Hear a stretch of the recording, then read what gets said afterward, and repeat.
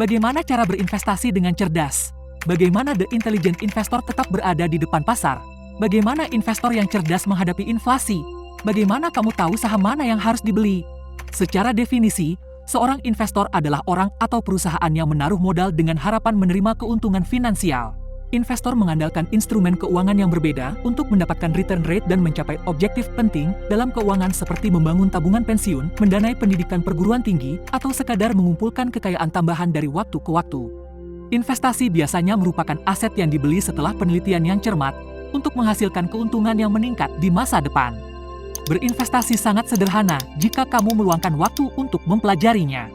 Dalam ringkasan ini, Benjamin Graham dan Jason Zweig membahas lebih dalam dan menawarkan lebih banyak wawasan tentang investasi. Mereka memperkenalkan pembaca pada dua istilah yang biasa digunakan dalam dunia perdagangan bursa, investasi dan spekulasi. Operasi investasi memastikan keamanan modal yang kamu investasikan dan menjanjikan profit. Spekulasi adalah operasi yang tidak menjamin keamanan uang kamu maupun profit kamu di akhir periode investasi. Dengan demikian, seorang investor yang cerdas atau The Intelligent Investor terlibat dalam usaha yang akan menghasilkan keuntungan jangka panjang sementara seorang spekulan lebih tertarik pada apa yang bisa mereka dapatkan dalam jangka pendek. Intelligent investors mengamati perusahaan yang sahamnya ingin mereka beli, mempelajari sejarah keuntungan dan kerugian, dan melindungi diri dari kerugian sebelum bergerak maju untuk berinvestasi. Mereka memiliki tujuan jangka panjang dan tahu lebih baik daripada berspekulasi, dan itulah mengapa mereka berinvestasi dalam return saham yang stabil.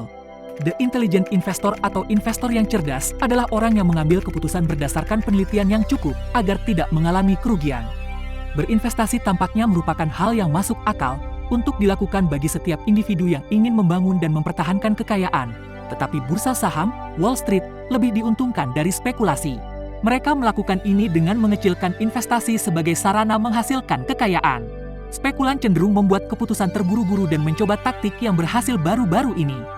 Tapi seperti judi, tuan rumah selalu menang pada akhirnya. Perjudian menjual daya pikat spekulasi karena mereka telah mengkalibrasi peluang yang menguntungkan mereka. Orang-orang yang tidak curiga dan haus uang akan membuang modal mereka dan berharap untuk mendapatkan banyak uang hanya untuk kecewa. Investasi adalah hal yang pasti, ini berhasil sekarang dan akan berhasil juga ke depannya. The Intelligent Investor mengetahui hal ini dan tetap berada di depan pasar. Tapi apa yang terjadi ketika pasar mengalami kemunduran atau kesalahan tak terduga yang membuatnya lebih sulit untuk mendapatkan keuntungan? Bagaimana investor yang cerdas menghadapi inflasi? Apa itu inflasi dan bagaimana pengaruhnya terhadap pasar? Inflasi adalah di mana nilai uang berkurang secara drastis, biasanya karena peningkatan pencetakan uang atau masuknya uang tunai dalam jumlah besar ke pasar.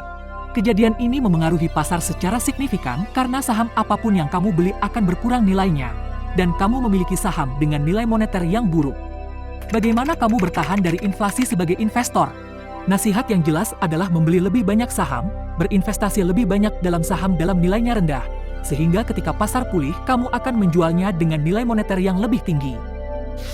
Nasihat untuk berinvestasi dalam obligasi mungkin merupakan cara yang baik dan pasti untuk menghindari ketidakkonsistenan pasar saham, tetapi ada sisi-sisinya yang mungkin mendorong kamu untuk berhati-hati. Jika satu-satunya minat kamu dalam berinvestasi di saham adalah keuntungan tunai, maka kamu punya risiko kehilangan semua uang kamu. The Intelligent Investor harus menganggapnya sebagai opsi pasif dan bukan kewajiban utama. Mereka dapat berinvestasi dalam obligasi asing, tapi dengan syarat, bersedia mengambil lebih banyak risiko daripada yang dihadapi sebelumnya. Rata-rata investor memberi tahu kamu untuk berinvestasi dalam penawaran umum perdana, IPO, startup, tetapi ini spekulatif dan tidak menjamin keuntungan positif. Investor yang cerdas tahu IPO mana yang akan diinvestasikan dan tidak terganggu dengan rasa bersalah karena kehilangan startup yang sukses yang menyebabkan investor lain panik dan mendukung hal besar di masa depan yang menyebabkan kerugian. The Intelligent Investor atau investor yang cerdas membuat keputusan bijak untuk tetap berada di depan kurva. Praktik yang biasa dilakukan adalah menyimpan saham dan menjualnya ketika harganya terlalu mahal dan mencari perlindungan di obligasi sampai harga turun lagi. Tetapi The Intelligent Investor mengetahui bahwa ini adalah rencana yang tidak praktis karena kamu tidak dapat begitu saja memprediksi kapan pasar akan mengalami penurunan atau kebangkitan. Benjamin Graham dan Jason Zweig mendesak investor untuk mendiversifikasi portofolio mereka. Tetapi ketika kamu berusaha melakukan diversifikasi, tidak disarankan untuk masuk ke dalam saham asing karena itu berarti kamu merampok keamanan yang ditawarkan oleh mata uang negara kamu. Tidak ada pelatihan atau sertifikat yang memenuhi syarat untuk menjadi investor. Orang awam bisa menjadi investor dengan beberapa penelitian dan bimbingan yang tepat. Rata-rata individu yang tertarik untuk berdagang saham dan dana dapat melakukannya tanpa rasa takut jika mereka mengikuti saran yang diberikan oleh Benjamin Graham dan Jason Zweig. Ini adalah langkah-langkah yang harus diikuti jika kamu ingin menjadi investor yang sukses. Pertama, ketika kamu memilih perusahaan tertentu untuk berinvestasi di sahamnya, lihatlah tujuan jangka panjang mereka. Apa rencana yang mereka miliki untuk masa depan mereka? Kedua, pertimbangkan kualitas manajemen mereka. Jika perusahaan berpusat pada membayar pemilik atau manajer dalam jumlah besar, kamu sebaiknya tidak berinvestasi di sana. Jika perusahaan tidak memiliki kekuatan finansial, kamu akan membuat kesalahan finansial yang tidak dapat kamu pulihkan dengan cepat. Dan akan lebih baik jika kamu mempertimbangkan dividen perusahaan per tahun fiskal dan terakhir laporan dividen saat ini. Menjadi investor melibatkan banyak penelitian dan praktik. Jika kamu memerlukan pertimbangan yang lebih spesifik sebelum berinvestasi, pertimbangan berikut ini sudah cukup. Hindari perusahaan dengan total nilai pasar kurang dari 2 miliar dolar. Pilih perusahaan yang total aset saat ini bernilai 2 kali lipat dari reliabilitas mereka saat ini. Perusahaan harus mengharapkan pendapatan saham setidaknya selama 10 tahun. Perusahaan harus secara konsisten membayar dividen setidaknya selama 20 tahun.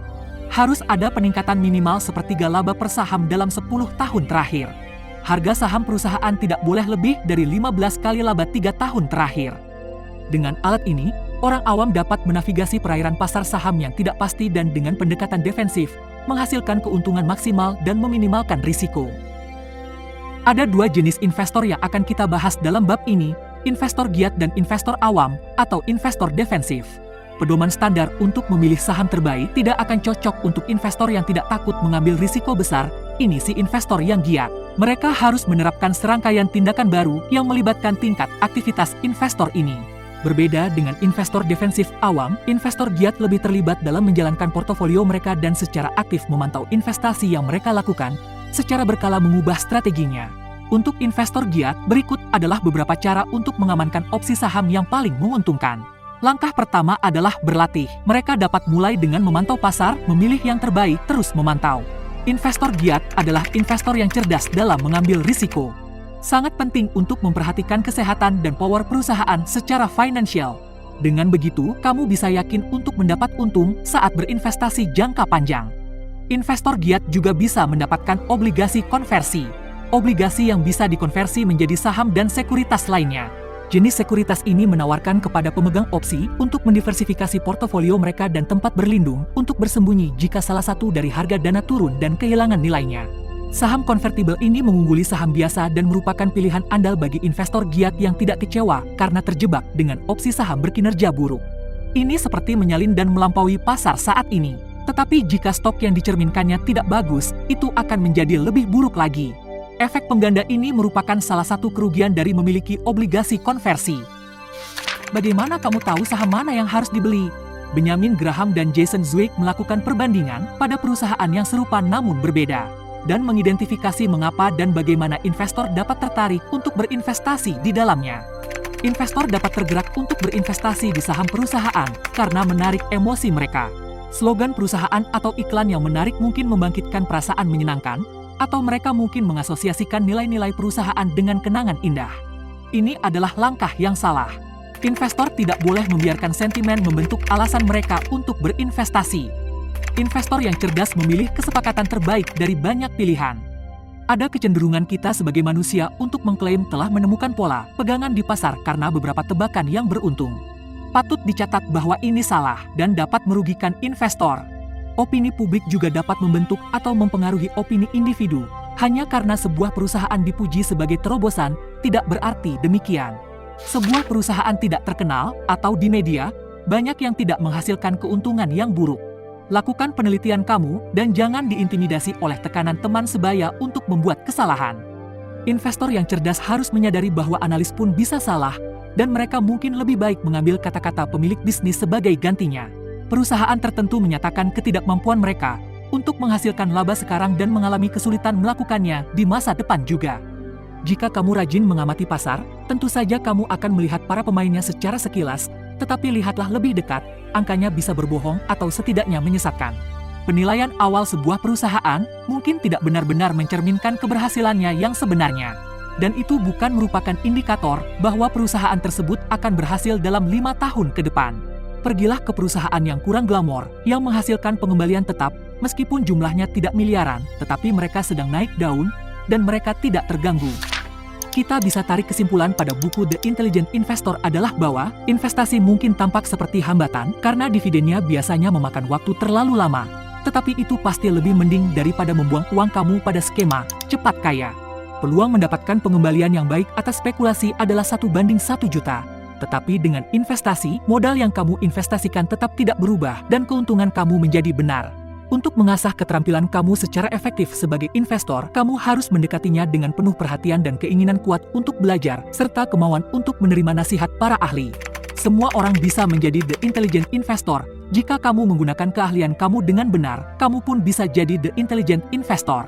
Investasi bukanlah tindakan magis yang membutuhkan mantra atau peralatan khusus, tetapi juga tidak diperuntukkan untuk sekelompok orang tertentu. Dalam ekonomi yang serba cepat saat ini, investasi adalah bagian penting dari penciptaan kekayaan dan setiap individu harus mempertimbangkan untuk memiliki saham.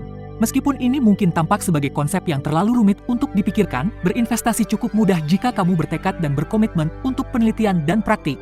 Banyak investor saat ini terjebak dalam satu jenis masalah karena mereka salah mengelola portofolionya. Inilah mengapa kamu akan memiliki seseorang dengan portofolio yang padat, tetapi akhirnya bangkrut. Kamu perlu melakukan riset secara ekstensif sebelum melakukan investasi di saham apapun. Hindari kerugian, pastikan kamu mempunyai banyak data yang mendukung keputusan kamu dan bukan hanya berdasarkan perasaan.